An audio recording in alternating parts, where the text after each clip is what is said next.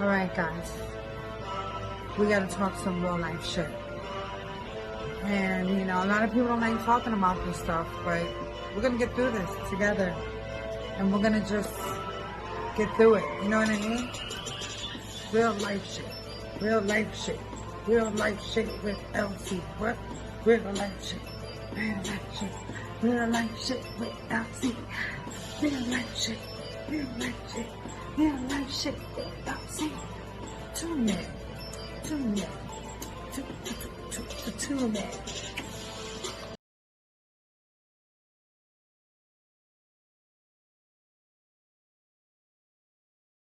Hey, you guys. Thank you for tuning in. Thank you guys so much for tuning in for my season finale. I thought I would change, my background. We are close to Christmas. So my beautiful tree to bring hope. Okay, so it is my season finale show. I want to tell you guys thank you for joining. Goodbye. No, I'm just joking. I'm here to stay forever. All right, so let's get down to the nitty gritty. Okay, so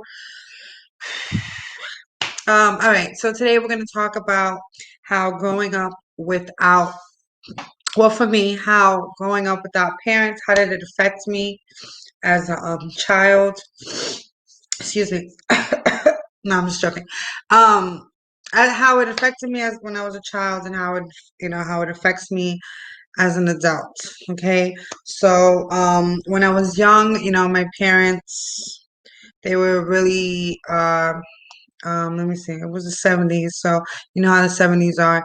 Yeah, so when I was young, my parents were really heavy on drugs and stuff like that, so I didn't really have them. And my grandmother, God rest her soul, she raised me, and she raised me from a baby all the way until I was an adult, until she passed. Now, the whole time as a kid, my father died when I was really young, like really young. He died when I was like maybe younger than a year, or maybe a year, but I don't remember. But I was really young. So at this age, I'm about 13, 14, you want to say teenage years, right? So I'm basically now, I'm like, I know my father's dead, but where's my mother? And I kind of feel like, when I was little, I was very bad. And I want to say I was just like really bad and wanting attention. Um, and I think that had a lot to do with me not having my parents. My grandmother, she raised me, and she raised me well. And, not only her, but with my aunt also. And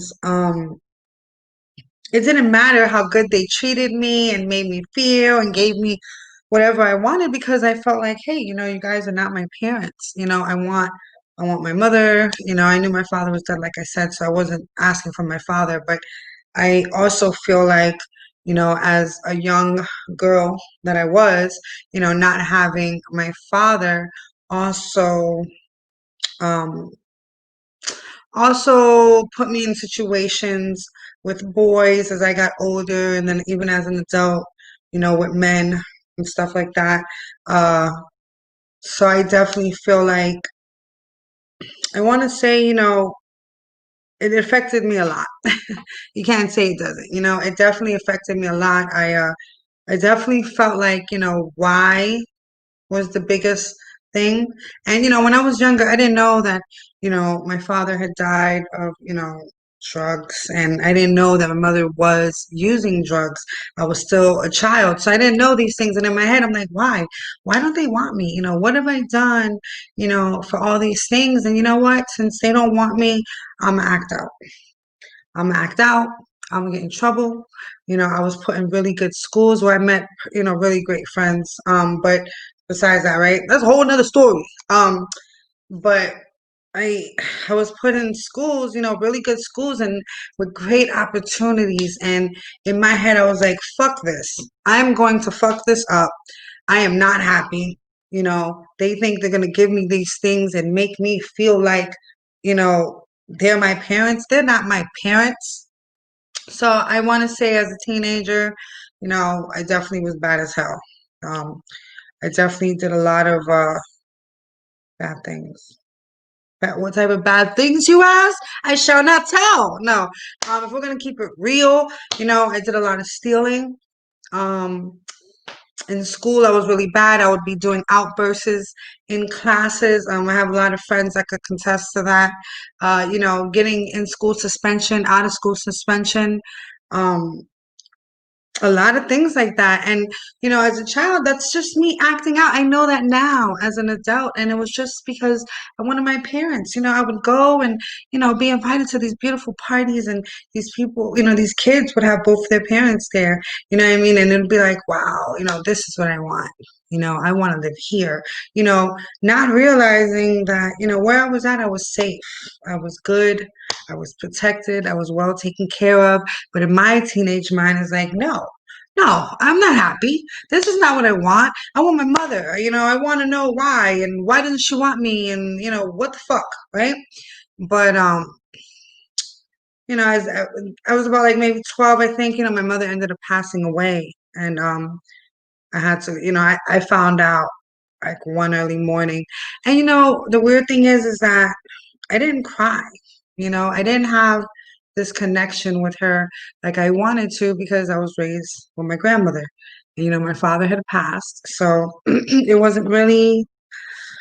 I don't, I didn't have that emotion, which as an adult, now as an adult, it's like, I feel bad. You know what I mean? Because I did get to spend time with my mother as a teenager, but I mean, like as a young teenager, because I wasn't, older than 12. But it wasn't it wasn't enough to make me be like, "Oh, I miss my mom." And but then, it's crazy. All right, so then now as an adult, I find out that, my mother was on drugs. I find out that my father was on drugs, and these are the reasons why I'm not, you know, with them. You know what I mean? This is the reason why, my grandmother raised me. And it all made sense to me. It was like, okay, I get it now. I get it now. I couldn't be with my parents because who knows where I would have ended up. They were so bad on drugs, and in their addiction, that I don't think I would have been taken care of. You know what I mean? Who knows what would have happened to me, you know, and I'm grateful for that now as an adult. And I definitely, as an adult, know, I definitely had daddy issues. You know what I mean? By not having a father, I wanted men to love me, or, well, I mean, boyfriends or whatever. I wanted this guy to love me and see me for me, and, and give me that love that, daddy's love, and, that definitely, it came on to later on. As you guys know, my first show was about domestic violence.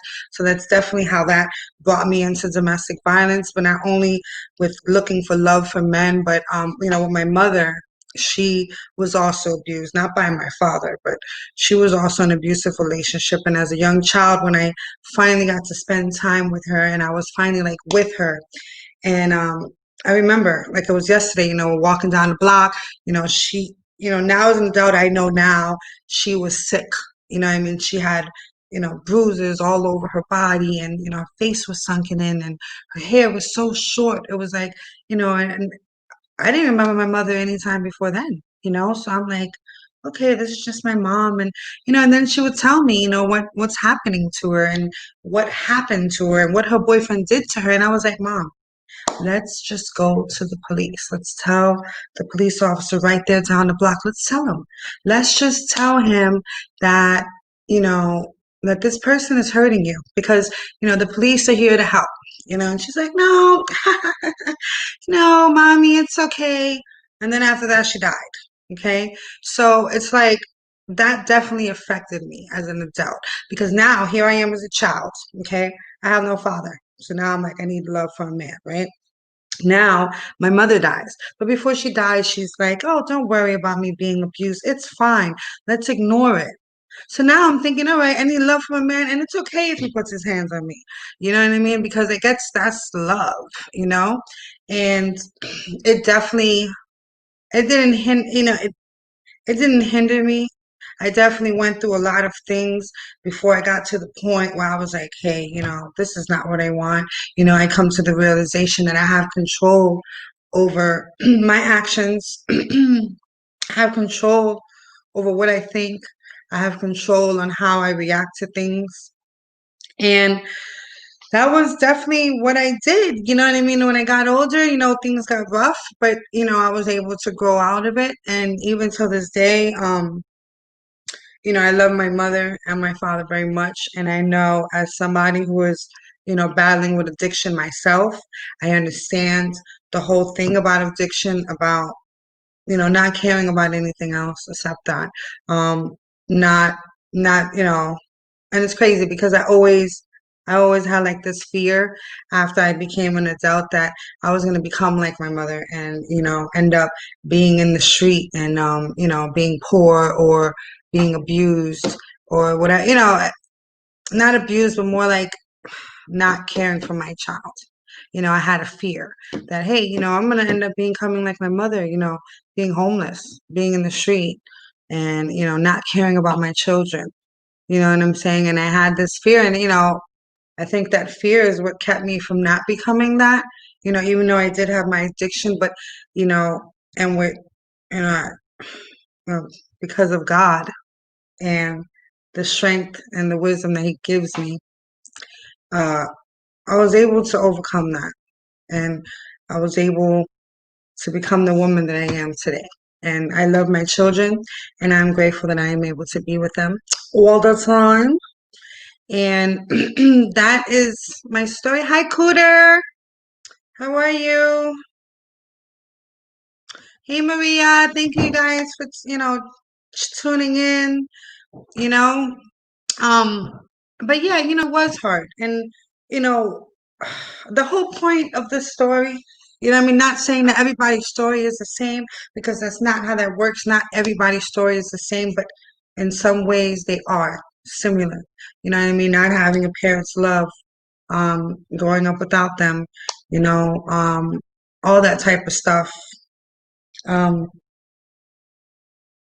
I lost my train of thought. This is what happens when you go live. Ah! The point is that it's hope. We all have a similar story. And just because I went through these things and it happened to me, it doesn't make me who I am today. You know what I mean? It might have just given me a little like structured me in a certain way, but that's not who I am. I am, not that person. I am Elsie. Okay? Gonzalez. All right. And I'm a loving person and I care about people. I'm happy. I'm generous. I'm damn funny. And I want to share that with you guys. And I hope that, my story, helps someone out today. I just want you guys to know that, you guys are not alone. You know what I mean? And I'm here for you. You know what I mean? If nobody believes in you, I definitely believe in you. Um, and I love you guys, and that is my story. Bye, bitches. No, I'm just joking. Okay, so now that I've told my story, it is the season finale, and I just want to tell you guys how grateful I am for you guys and how much that I've grown when, from starting from the show.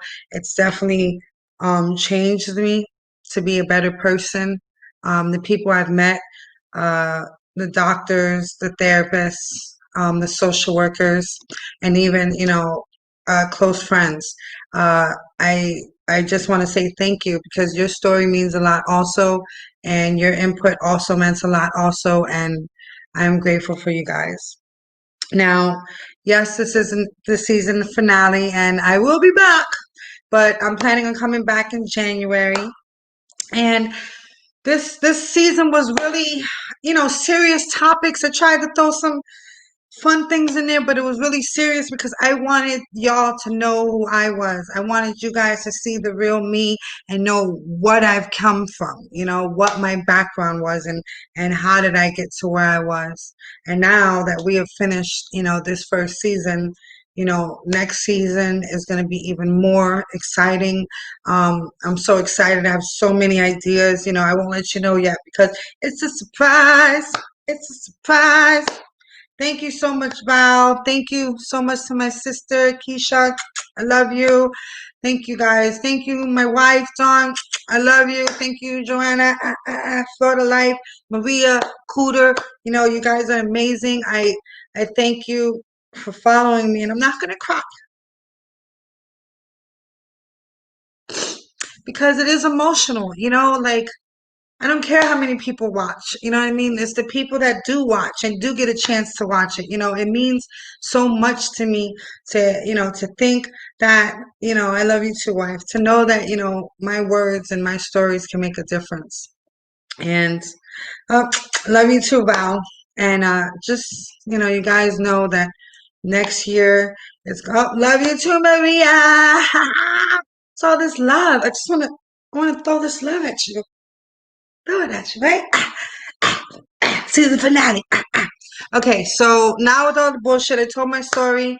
I love you guys. Tonight I am ending it a little early, just a little bit, but just next year after January, like in the middle of January, I'll be back with some new things, new topics, different, fun, realistic, funny. I'm going for funny all the time.